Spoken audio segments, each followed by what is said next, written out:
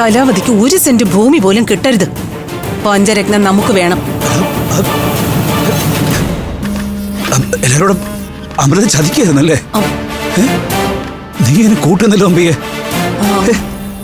എനിക്കെന്റെ മക്കളുടെ കൂടെ നിന്നല്ലേ പറ്റൂ. മക്കളെന്ന് പറയണ്ട, ഇവൻ ഈ ഭാര്യയുടെ താഴത്തിന് തുള്ളുന്ന ഈ വിവരം കെട്ടവൻ, ഇവളുടെ ഈ കള്ളത്തരത്തിന് അംബികയെ നീ കൂട്ടുനിന്ന അത് നീ അനുഭവിക്കും. ഞാനുണ്ടാവും അവർക്ക് 5 പേർക്കൊപ്പം. അവര് വഴിയാധാരമായ കൂടെ ഞാനും ഇറങ്ങും.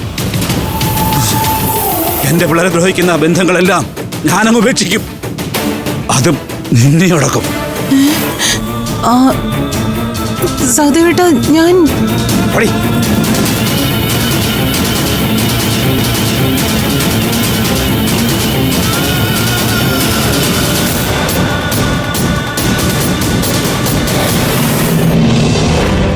എന്തായാലും അമൃതിച്ച് സൂക്ഷിക്കണം. എല്ലാവർക്കും ഈ പഞ്ചരത്ന ഹോട്ടലിലും പുരയിടത്തിലുമാണ് കണ്ണ്. ഇതിന്റെ പേരിലാണ് ദിവ്യേട്ടത്തെയും കലാവതിയുമായി തെറ്റിയത്. 2 പേർക്കും ഈ കണ്ണായ സ്ഥലം വേണം. അതിന് ഞങ്ങൾ കൊടുക്കാതെ ആർക്കും ഇത് വാങ്ങാൻ പറ്റില്ലല്ലോ. അതെ, ഇത് ഞങ്ങളുടെ മാത്രം സ്വത്താ. ഞങ്ങളുടെ അമ്മ ഞങ്ങൾക്ക് തന്ന സമ്പാദ്യം. ഇത് കണ്ട് ആരും മോഹിക്കണ്ട.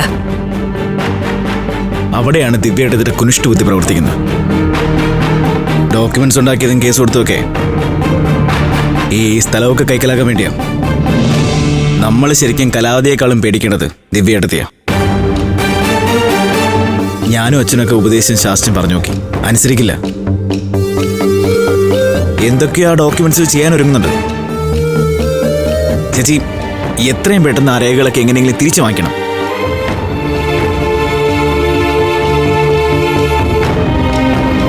തിരിച്ചു വാങ്ങിക്കുന്ന കാര്യം ഞങ്ങൾ ഏറ്റു, അല്ലേ ആരാധ്യ?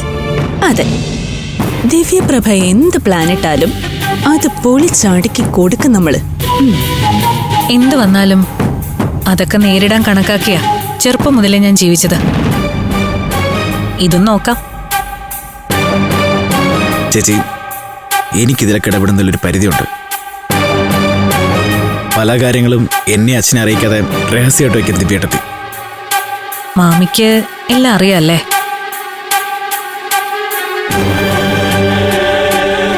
ആകാശ് പറയണ്ട, ഒക്കെ എനിക്ക് ഊഹിക്കാവുന്നതേ ഉള്ളൂ.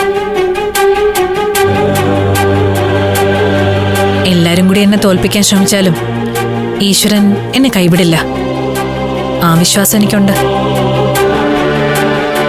കരുതിയിരിക്കണമെന്ന് പറയാനാണ് ഞാൻ വന്നത്. എന്നാ പിന്നെ ഞാൻ ഇറങ്ങാം.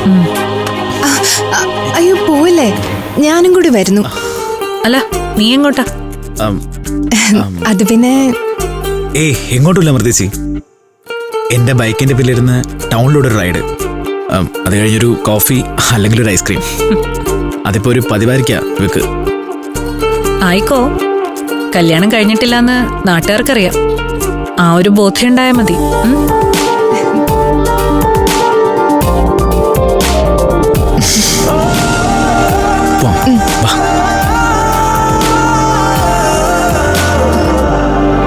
കലയും ഇതുവരെ വിളിച്ചില്ലല്ലോ ആതിര. വിളിക്കേണ്ടതായിരുന്നല്ലോ.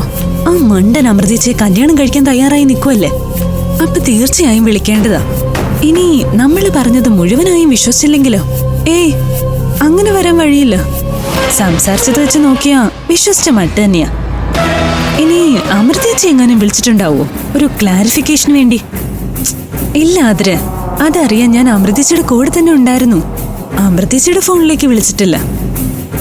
ദിവ്യപ്രഭയും കലയമ്മയും തമ്മില് വഴക്കായെന്നല്ലേ അകച്ചേട്ടൻ പറഞ്ഞത്? അത് ചിലപ്പോ ഈ കാര്യത്തിന്റെ പേരിലാണെങ്കിലോ? ഇത്തരം സംശയങ്ങളൊക്കെ നീ ഇങ്ങനെ ആലോചിച്ച് കൂട്ടുന്നതാ. സത്യത്തില് പോലീസ് ട്രെയിനിങ്ങിന് പോവേണ്ടത് നീയായിരുന്നു. ട്രെയിനിങ് ഒന്നും വേണ്ട, ഇങ്ങനെയൊക്കെ ചിന്തിക്കാൻ സാമാന്യ ബുദ്ധി മതി. നമ്മുടെ പ്ലാനിംഗ് പോലെ കലാവതിയെ ട്രാപ്പ് ചെയ്യാൻ പറ്റിയിരുന്നെങ്കിൽ സകല കാര്യങ്ങളും സോൾവ് ആയേനെ.